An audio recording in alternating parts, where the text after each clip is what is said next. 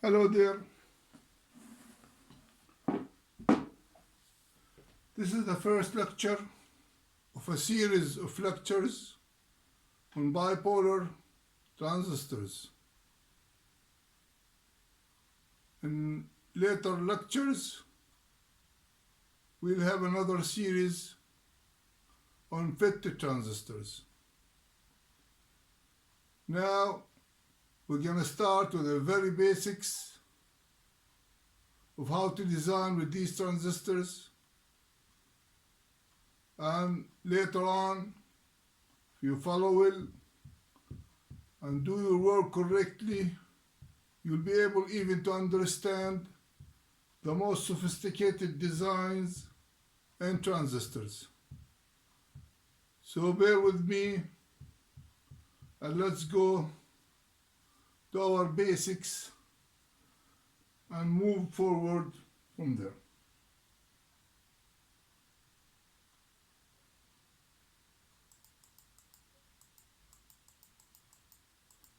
I don't know exactly how many lectures we'll be having on transistors.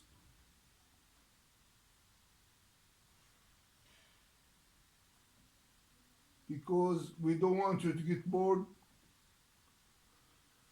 by long lectures.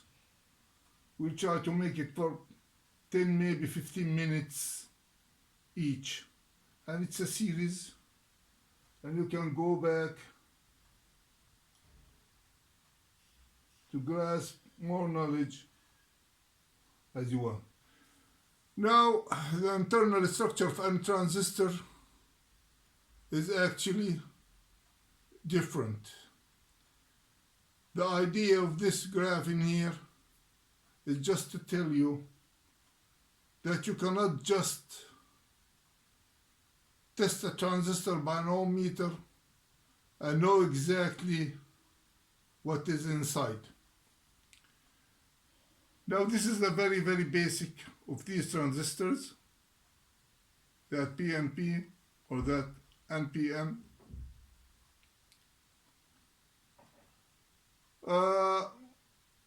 Another structure in here where they add another resistors in here for the leakage between the emitter and the base. This just to make sure that the transistor is not turned on by leakage current. And the same thing you'll see in here. I mean, trying to test a transistor like this by an ohm meter without knowing exactly what's inside is a very tough job. You won't get what you want. More of these structures in here.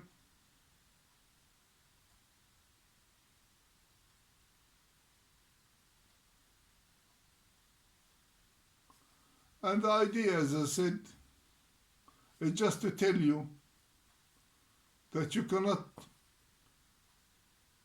test a transistor by an ohm meter to know if it's faulty or not by just measuring what's between the collector, the emitter, and the base. Okay. This structure is very common for a Darlington transistor, where you have that 4 ohm resistor in here and the 8K in here.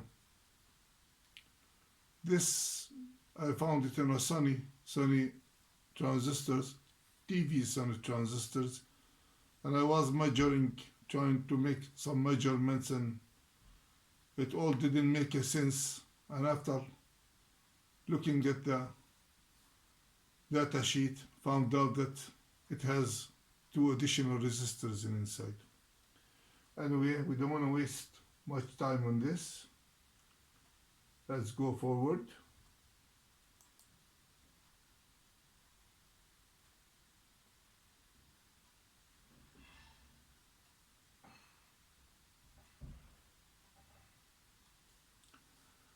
Normally when you measure a transistor, if it's very basic, You simply have the N material in here, the P material in here, and the N material here. So this transistor is NPN. The same thing for the PNP. You have a P and an N and a P. And this is the base, of course, collector and the emitter. And these are the drawings for the very basic construction.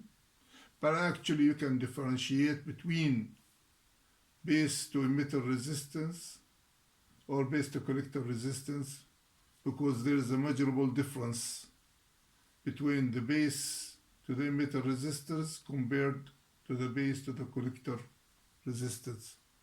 So the base to emitter is always a bit higher. Okay. Now, this transistor in here, you add a little diode in there sometimes, or sometimes you see that diode in there between the emitter and the base. That's a protection diode, because the junction between the base and the emitter is very susceptible to voltage. Actually, it can't take more than 7 volts in reverse. So for this type of transistors, you have in here up to 7 volts, and here is the ground. Okay, this will damage the junction between the emitter and the base, because the construction of this device always designed as you have a positive voltage at the base and a lower voltage at the emitter.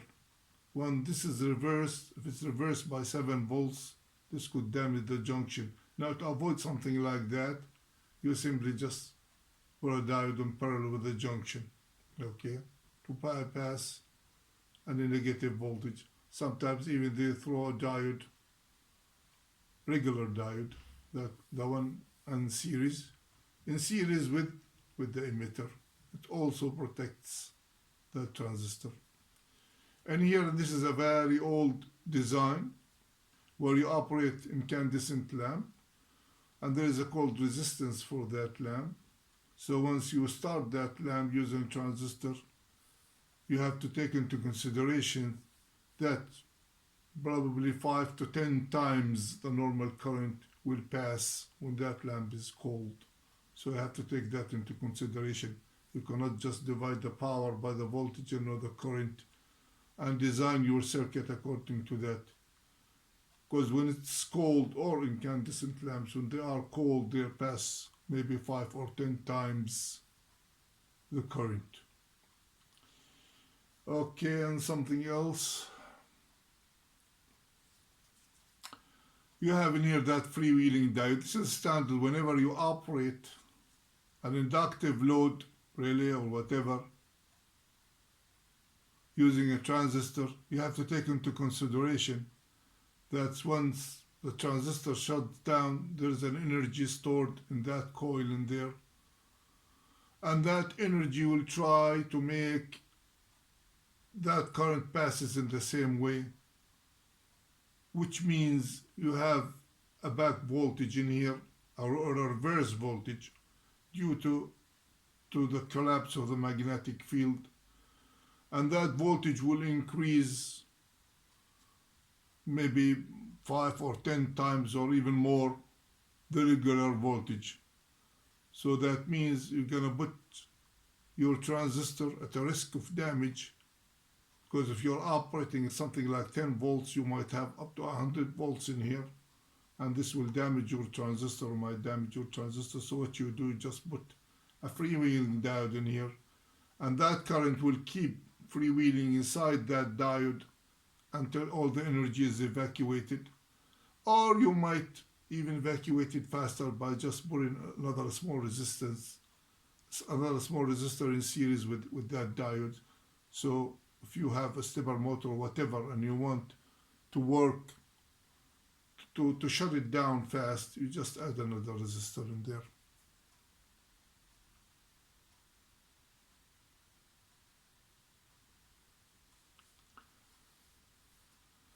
And in here, this is called fixed biasing, or an emitter follower actually. Emitter follower. And what you see in here, whatever voltage you put in here, there's a little drop across that RS, and after that a drop across. If it's a DC, you have about 0.7 volts drop in here. If it's an AC, you have to consider that little RE, or the dynamic resistance of the emitter. And the equations for such a circuit are standard, where you have IC is equal HFE multiplied by IB, or beta time IB. You have IE, which is IC plus IB. In most cases, we consider IC as equal to IE, which means that IE equals 1 plus HFE multiplied by IB. Now, something to know is looking at the resistance from the base, okay, or looking at the output resistance from the emitter. Okay, so that's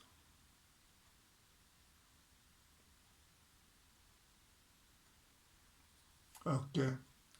So the resistance looking into the base, as we see in here, is a very little RE. The one in here later on we'll talk more about that little RE. Added to the R in here, the emitter, because they are both are in series and the same current passes through them. They are multiplied by HFE plus 1 or beta plus 1. Why? Because the current in here is just IB, the current in here is IE, so the current is much smaller than this. Okay, so therefore we'll see it much higher when you are looking from the base. And after that you add RS to it. Okay, so this is the equation for Rn, which is very high, and we always want it to be high. Now looking at the output resistance, and the output resistance, there you see two branches in here in parallel, one for the R and one looking through the emitter. So that's why you have something like RS divided by HFE plus 1, like we said, because the current in here is IB is low. Okay, and we add to it the little RE, okay, or IE pass through it. Okay, and the whole branch in here is in parallel with this branch in here, as we see in this equation.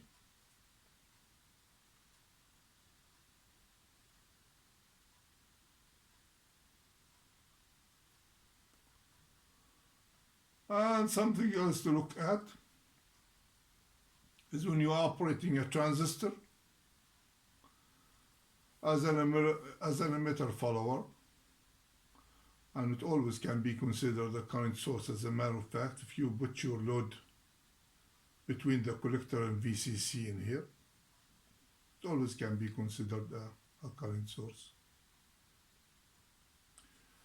And what we have in here is we have two resistors, one on the ground and one on minus 10 volts, and we are applying this signal in here to see how it follows.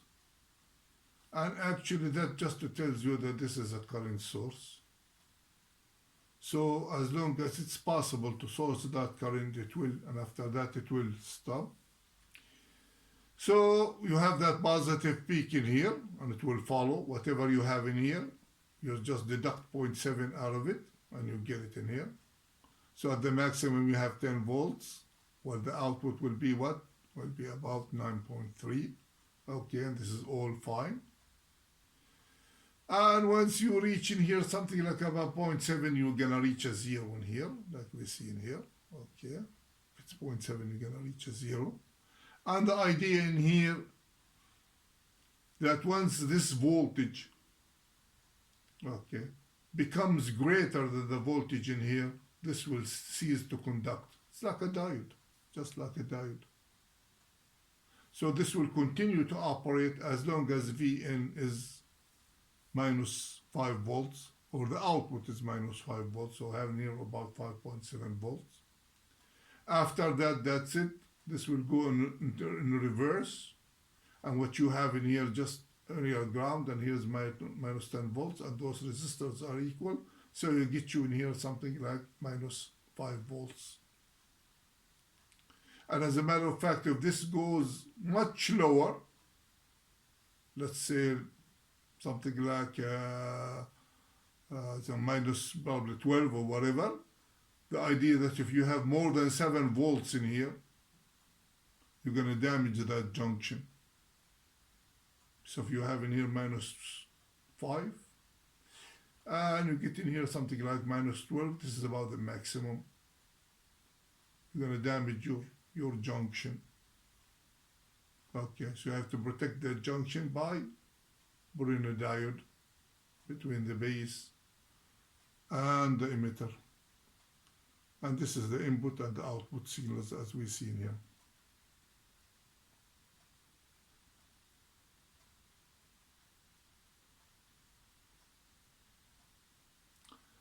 Okay, the old stuff in here where you design a voltage regulator, user transistor, and a zener. The old stuff. Usually you have your resistor, you have your zener in here. You make sure that the current that passes through that zener is about 10 times IB. How do you know what is IB? You take that HFE of yours or beta. Okay, and you divide IC by that beta, you get your IB. And you make sure that you have a stiff network in here, which is about 10 times that IB in here. And this circuit actually works. You see it in many simple designs. And these are the equations for it. Okay, what you have in here, you note that you have V in minimum, the V in minimum minus the VZ divided by R should be greater than I out max divided by HFE. Actually, this is not enough. I would throw a 10 in here. This is not right.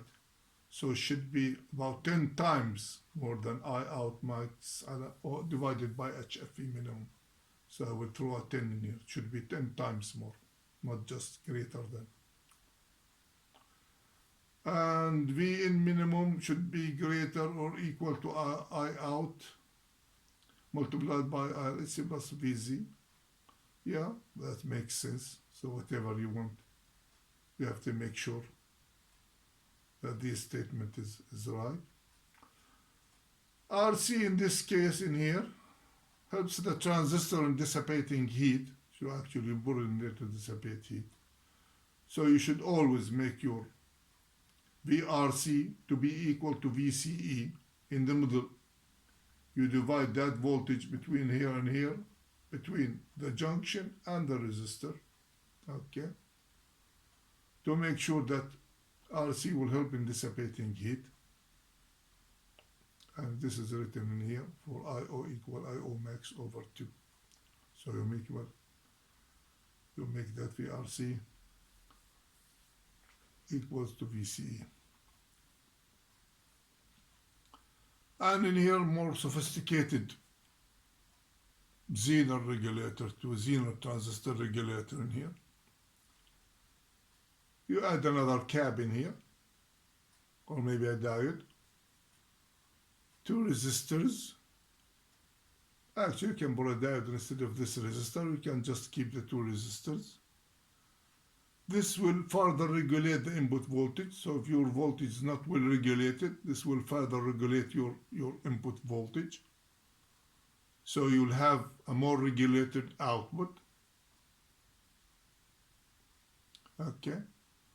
And the same as that circuit before, except that input is more regulated now. And the same thing in here, make VC equal to VRC, same as it before. You divide that voltage between this and between that, okay? At IO equal IO max over 2. So at half of that current, you make sure that half of the voltage is here and the other half is here. And why is divided by 2? Because whenever you get that I max, all the voltage will be developed across RC. And whenever that IO is minimum, you're going to have all your voltage across the VCE. Okay? And this way, you can allow all the current or designed current to go through the load, and at the same time protect the transistor from overheating. And here's further equations.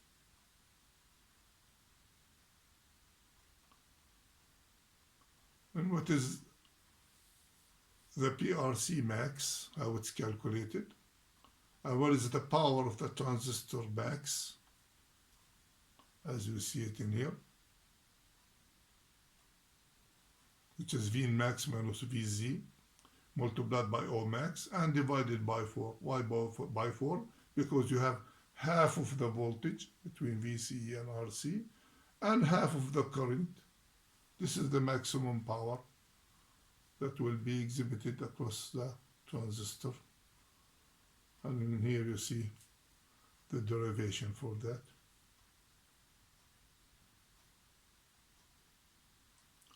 Okay, let's go to more information.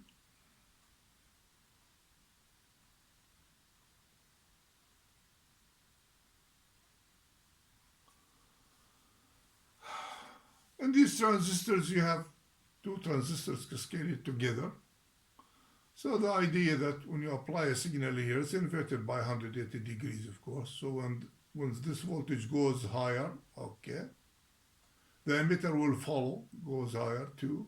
That increases the current across RE, which means the current across RC will be also higher. And that means more voltage will be developed across RC, and this point will go low. So that's why it's 180 degrees inversed, okay, for the voltage for any transistor. Higher voltage in here means lower voltage in here, means lower voltage here because this is a follower. So this is what it happened. And we discussed this before, how to get a negative signal here, which is impossible to do. So you get your positive, but your negative you'll never get it. Okay, can't get that. A circuit like this can never give you any negative voltage. You can have only positive voltage.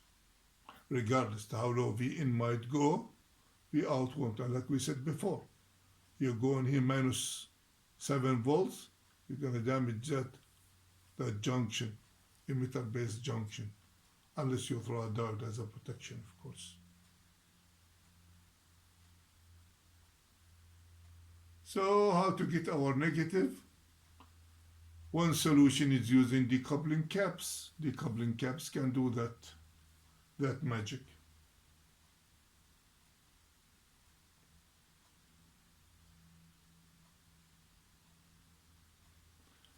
Okay.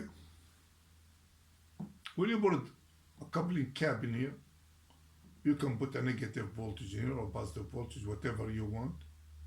It will be decoupled to the input. And the output is the same thing. It will be able to generate a negative voltage. Now, how does it generate a negative voltage?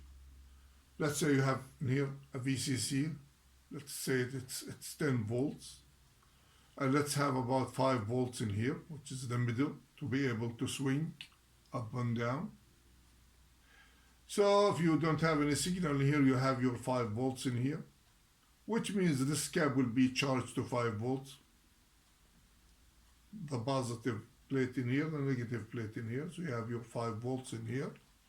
And those 5 volts that are present in this cap, which you can consider as a little battery, are the ones who are gonna generate that negative voltage across the load. Okay, so what happens in here that when this transistor goes low, and actually it won't be able to go to 0, or let's consider first that these resistors are equal. Okay, if they are equal and you have a 5 volts in here, so this voltage in here cannot be in control and go lower than 2.5 volts. So when this goes below 2.5 volts, this cap will divide its voltage, the 5 volts, across this one, which will take 2.5 volts as a minus and a plus, of course. And here we generated that minus 2.5 volts.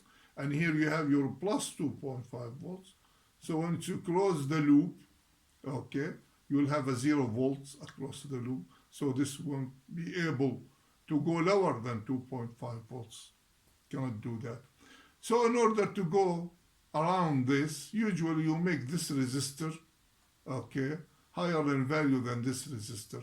You can make this, for example, to be 10 kilo ohms, and this will be about 1 kilo ohms, and this still as 5 volts, storing charge of 5 volts, okay. In a case like this, you can go as low as plus 0.5 volts instead of 2.5, 0.5 in here, and 4.5 in here negative, okay, and you have your 5 in here, and closing the loop, you'll have again your 5 volts, okay, or sorry, when you close the loop, you got your 0. Adding up those voltages will get a 0. So this is the idea how you get a negative voltage, because actually this is a ground, okay, this is a VCC. There is no place for negative things, but storing that charge inside that cap for 5 volts will generate the negative voltage, okay. So that's why you have to calculate this cap, okay, to deal with this resistor and that resistor according to their values. The lower they are, the higher the value of this cap is. So this is a voltage shift by a capacitor and creating a ground, of course.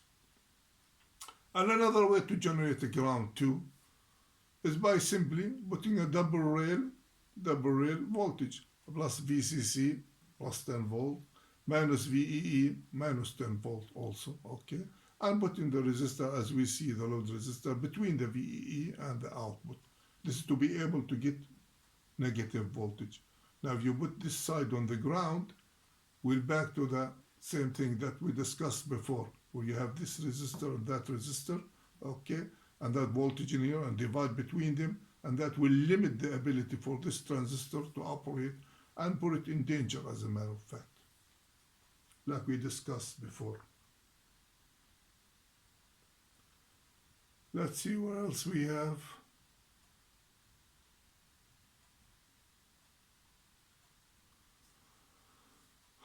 Okay.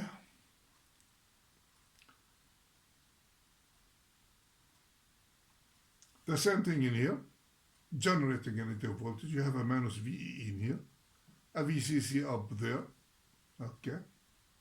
And this is now that is connected to the ground, because you have a negative in here. It's good enough to be connected to the ground. And this is a very, very basic circuit that can be calculated.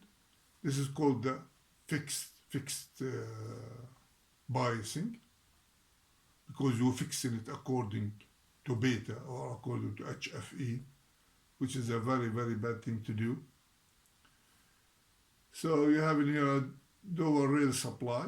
You have a voltage shift by one cap. This is the cap in here. You put that at the ground. You put your input signal here. Base resistor RB for transistor biasing. VE roughly is equal ground. This is true. You design it to be ground in this point in here to allow it to swing to higher voltage and lower voltage. So design it in the middle between VCC and VE to allow it for maximum swing. And this is the fixed biasing, but without double rail, single rail. This is a very standard and a very, very, very bad circuit. This actually doesn't work in the real world, except if you know exactly its limitations and suits your needs. And what we have in here is a fixed biasing. And the green numbers are when HFE is equals 100. And here when HFE equals 200. And we know that HFE varies, and varies a lot. HFE or beta. It varies with a changing IC. It varies with temperature. And it varies with the change in VCE. So it's unreliable. You cannot design things based on beta or HFE. It won't work. And here's just a simple example in here. When HFE is equals 100, you got 10 microamps passing here. And by the way, I always use the electronic current. I don't use the conventional current. Okay. So you got your current in here. Let me move that little hand. You got your 1 milliamp passing through here. Okay. And passing through the collector, of course. A fraction of it, with 1 over 100 of it, passes through the IB. Okay. Which is about 10 microamps. So this is ideal. You have your voltage at the emitter 7.5, which is between the 0 and the 15, so you get your maximum swing as you dream. And once HFE changes to 200 for the reasons that we said before, that IE will increase to 1.3 milliamps. And the voltage at the emitter, of course, will increase to 10 volts, multiply that by 7.5K that we have in here. And this, of course, will lower IB that we have in here, 6.6 micro. That's why